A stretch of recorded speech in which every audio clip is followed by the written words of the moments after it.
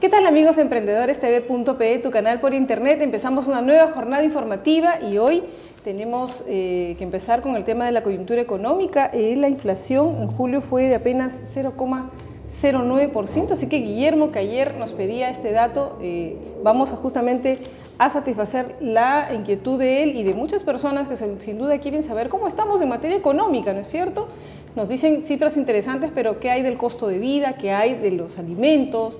¿Qué hay del incremento promedio? Porque eso es lo que mide la inflación, esos son precios promedio.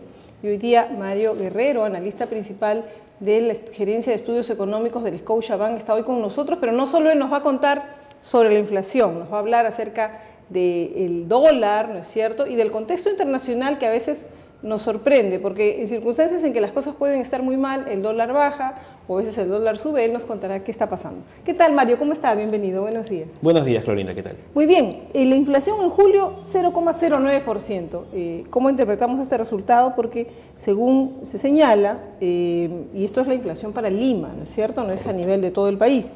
Cada departamento tiene su propio dato que lo dan después a conocer, ¿no es cierto? Más o menos dicen en los primeros 7 meses del año, por decirlo así, de enero a julio, tenemos una inflación de 1,62, en los últimos 12 meses 3,28, casi 3,3, mientras la inflación, que es la que espera el Banco Central, la ideal sería entre 1 y 3%. ¿Cómo interpretamos estos resultados? Efectivamente, Clorinda, los precios han venido manteniéndose relativamente estables, sobre todo en los últimos 3 meses. Consecuencia, diríamos, principalmente de 2 factores. El primero de ellos tiene que ver con una corrección de precios de alimentos que durante el verano estuvieron presionados al alza por las condiciones climáticas adversas. Nos referimos, por ejemplo, a alimentos perecibles como las hortalizas, los tubérculos y las frutas, que en esos últimos 3 meses han estado cediendo un poco luego de esas elevados precios. Luego, un segundo factor es la reducción de los precios de los combustibles, que puntualmente en el mes de julio efectivamente ha contribuido a que la inflación sea relativamente más baja incluso de lo que usualmente eran los meses de julio, que estacionalmente los precios tendían a elevarse debido al mayor gasto que caracteriza a este mes por los pagos de gratificaciones y gastos asociados a fiestas patrias. ¿Okay? Y un tercer factor que también está implícito y no se ha observado, no se ha escuchado mucho en los últimos 3 meses, es la estabilidad de los precios avícolas, muy importantes por el peso que tienen en la canasta. ¿Cuánto pesa el pollo? En general, los productos avícolas, tanto el pollo expendido en mercados como el pollo expendido en restaurantes vía Pollo a la Brasa en conjunto, pesan alrededor del 8% de la canasta.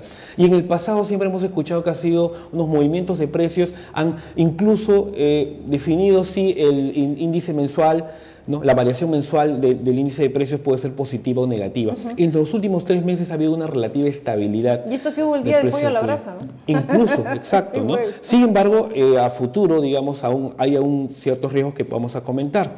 Otro aspecto importante de este dato puntual de la inflación de julio, a pesar de que ha sido si bien ha sido la más baja que lo que esperaban los analistas, es que en términos de trayectoria anual, en los últimos 9 meses, la inflación persistentemente se encontraba por encima de 4% en los últimos 9 meses. Y con este dato, con esta baja inflación de julio, por primera vez quiebra esa trayectoria y ya se ubica más cercana al límite superior de la banda objetivo, más cercana a 3%. Ahora, en segundos nada más, ¿por qué es importante que la inflación esté dentro de esa banda que espera el Banco Central?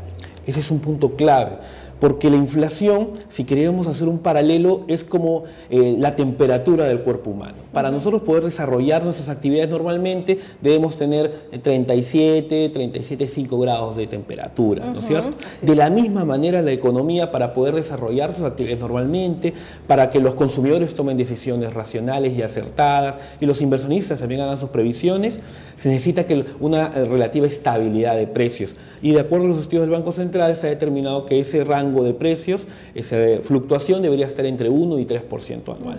¿No? Si está dentro de ese rango, no debemos preocupar. Exacto. Si nos salimos de ese rango, ahí sí el Banco Central va a estar mirando qué hace con la tasa de interés, y esa tasa de interés sabemos que repercute en los costos financieros de las empresas. Correcto, ¿cierto? Pero también hay que tomar en cuenta cuáles son las razones por las cuales a veces ese indicador sale de ese rango, ¿no?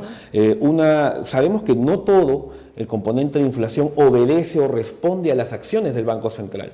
Hay algunos componentes de la canasta básica que obedecen a factores exógenos, como por ejemplo el clima, como por ejemplo el precio del petróleo en el mercado internacional o el precio de las materias primas, en las cuales los bancos centrales tienen muy poco margen de acción para poder influir porque dependen de factores exógenos.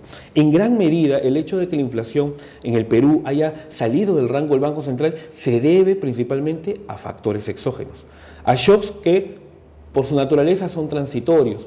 ¿Okay? Si uno aísla esos factores, la inflación que responde propiamente a factores, digamos, de política monetaria, a la influencia del Banco Central, que vendría a ser la inflación sin alimentos o energía, o también la inflación subyacente, se encuentra dentro del rango del Banco Central, ¿no? Perfecto. Muy bien, entonces, ¿y cuáles son las proyecciones? Porque estamos hablando de un mes que de repente es atípico.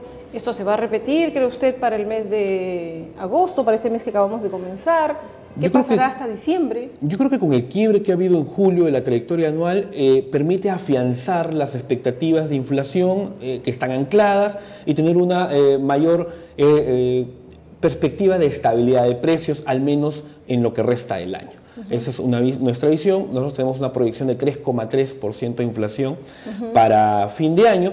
Ya estamos a julio en 3,3%. Estamos pensando que en términos anuales la inflación debería más o menos oscilar alrededor de esos niveles. ¿Okay? Ahora, sin embargo, es una medida más hacia adelante, permite observar ciertos riesgos y nuestra principal preocupación está centrada en lo que en este momento está pasando con los precios internacionales de los granos, ¿no? Vemos subidas bastante importantes en los precios del maíz, el trigo y la soya, debido a una de las sequías más fuertes de los últimos 50 años por las cuales está atravesando Estados Unidos, que es el principal país productor y exportador de granos. Entonces, de continuar estas volatilidades y alzas de precios en los granos, sí podríamos tener un riesgo futuro en inflación, como ha sucedido en el pasado, sobre precios de bienes relacionados como pan y cereales, aceites comestibles, los mismos precios avícolas, cuyos principales insumos justamente son el maíz y la tarta de soya. Y que estamos celebrando ahorita que el precio de los... Que en los últimos meses está estable, pero estas volatilidades que estamos viendo en el mercado de granos internacionales no va a ser inmediato el impacto, porque históricamente no lo es. Hay todo un proceso de reposición de inventarios, de manejo de impacto contratos más o menos ¿cuánto derivados. tarda? ¿3 meses? Un poco más, entre 3 a 6 meses, 6, ¿no? Un poco más, dependiendo de la naturaleza de reposición de inventarios de cada producto, pero definitivamente es un riesgo. No creo tanto sobre la inflación de este año, que en buena parte ya está definida como trayectoria y como inercia, pero sí de repente puede sembrar ciertas sombras sobre lo que sería la inflación del año 2013. Muy bien. Mario, hacemos una pausa muy breve porque al retornar queremos que nos hable del dólar y también del contexto internacional. ¿Sí? Perfecto. Volvemos tras la pausa, así que Guillermo, ya está la respuesta respondida que ayer nos manifestaste.